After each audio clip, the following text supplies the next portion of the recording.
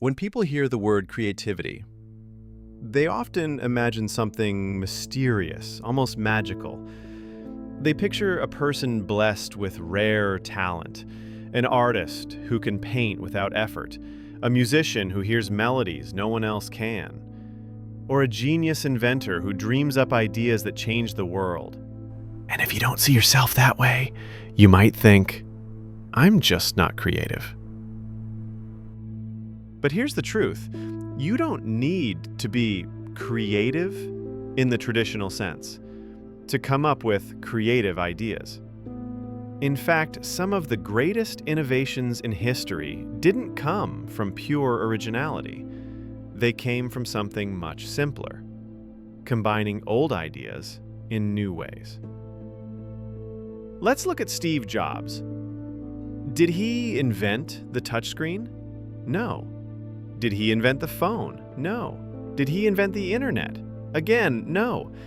What he did was combine them. He took the touchscreen, the phone, and internet connectivity and blended them into a single elegant device, the iPhone. And that device transformed the world. Shakespeare, often praised as the greatest writer in history, didn't come up with every story from scratch. He borrowed plots from old tales, from myths, from history. What made him brilliant was the way he reimagined those stories, gave them new life, and infused them with his language and style. He wasn't inventing in a vacuum. He was remixing. Even Albert Einstein, whose name is practically synonymous with genius, didn't invent physics from scratch. His theory of relativity built on decades of existing work. He stacked the knowledge of those who came before him, then asked new questions and made new connections. This pattern repeats throughout history. Innovators don't invent from nothing. They take pieces of what already exists and recombine them into something fresh. And that means creativity isn't some rare gift handed out to a lucky few. It's a process, a system, one that anyone can use. Think of it like cooking. You don't need to grow every ingredient from scratch or invent a new spice to make a great dish. You take what already exists, vegetables, meat, herbs, and you combine them in ways that create something delicious. Creativity works the same way. It's not about creating ingredients out of thin air. It's about learning how to combine the ones already around you. So when people say, I'm just not creative, what they really mean is that they've been taught to think creativity is magic. But it isn't.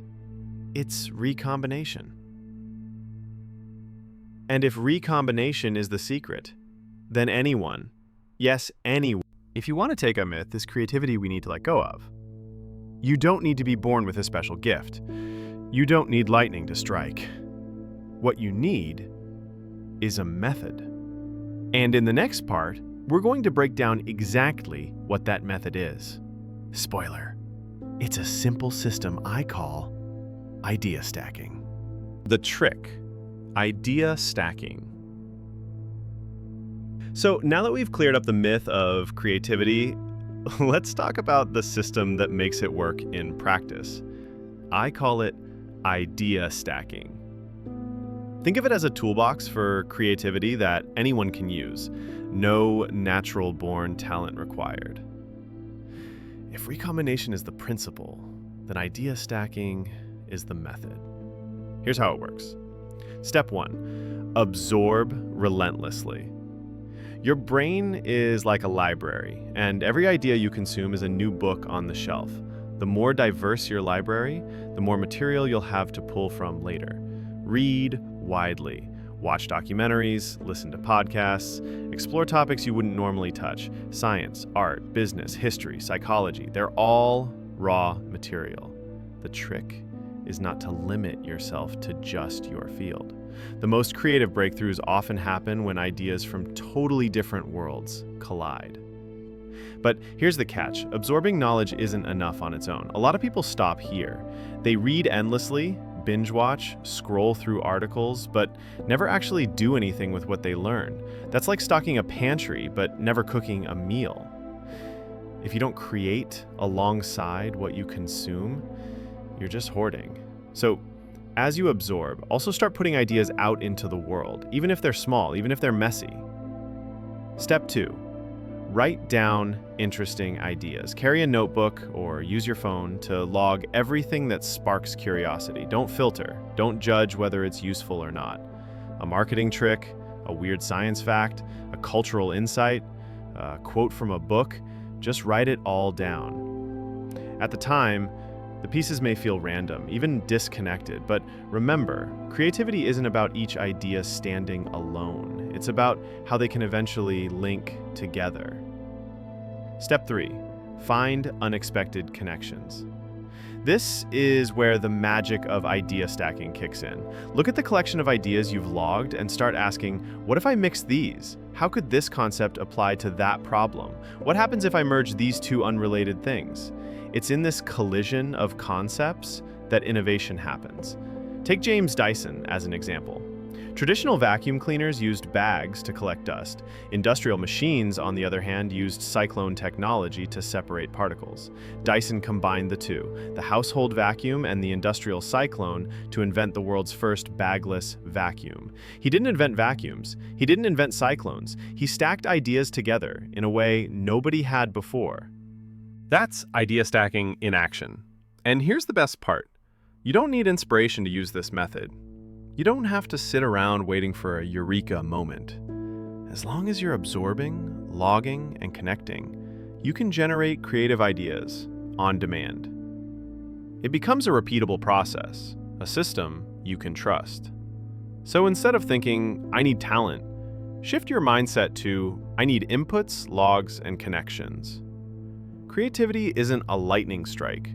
It's a power you can generate anytime you need it. In the next part, I'll show you exactly how to apply this system in your daily life, including a simple example you could try right now. Applying the system.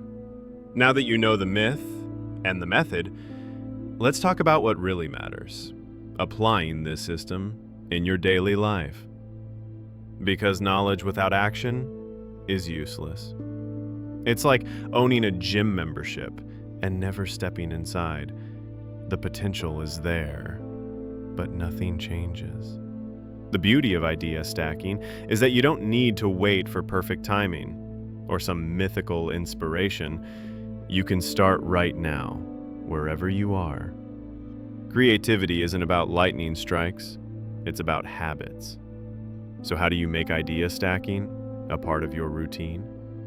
First, set yourself up to absorb intentionally. Don't just consume content passively, consume with purpose.